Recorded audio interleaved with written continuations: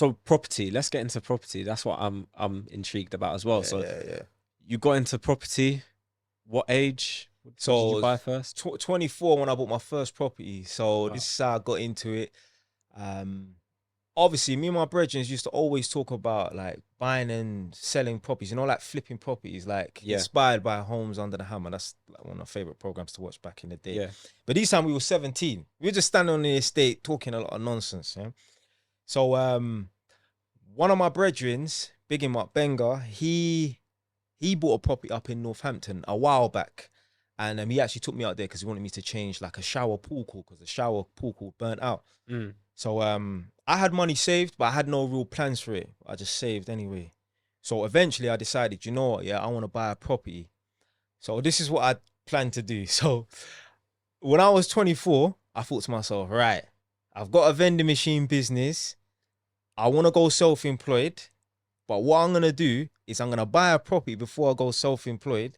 Because once you go self-employed, you need to show at least 1 year's worth of income and that. Well, I was already employed at Haringey Council. So I was like, you know what? I'm going to buy a property first, then go self-employed and that. So I plan to resign from work in March of 2015, I believe. I ended up getting fired in January of 2015. Man. Okay. It's just rebel, innit? Honestly, I remember telling managers to shut up. What are you gonna do? Yeah, I've had my other manager drag me out of the office, so I'm going mad in the office. How I got away with all of this? Seriously. See, I'm saying, like I said, electricians are hard to find. Seriously, they will always remember me at Homes for Haringey, because it was an ALMO, Arm's Length Management Organisation, but it's basically Haringey Council. They'll always remember Young J. Yeah, they'll always remember me. They're legends still. So anyway, so I ended up buying a property. The reason why I went to Northampton is because I had 30 grand at 24. So I saved up, was able to save up by living at parents' house and that. Had 30 grand saved up.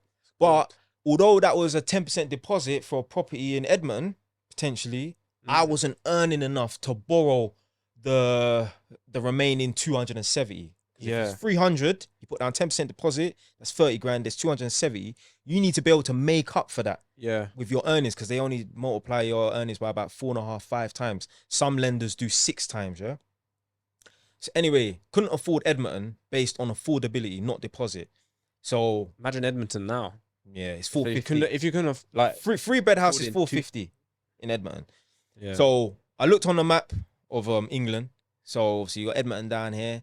So he wasn't looking at Egypt at that point. No? Nah, Egypt came later. So yeah, looked at Edmonton. So obviously couldn't buy Edmonton. Then Luton was too expensive. Yeah. Milton Keynes, I could afford Milton Keynes, but I couldn't get a 3-bed house. I can only get a 2-bed. Why did you want a 3-bed? Was you? I don't know. Just did you have a girlfriend back then or something? No, I didn't. But like no one really aspires to buy a flat. You say I'm gonna buy a house. You know what I mean? That's just, you aspire to buy a house. You don't aspire to buy a flat. So yeah, I just decided, you know what? Yeah, forget Milton Keynes. I can get more for my money. So I just went to Northampton and bought a property. Booked about 6 viewings in one day. Went up there, just viewed a bunch of properties. There wasn't no criteria. It's just I just want to buy a house. Yeah, I wanted to get on the property ladder. Yeah, just want to buy a house, not to live in. Yeah, permanently, but I want to get my foot on the property ladder.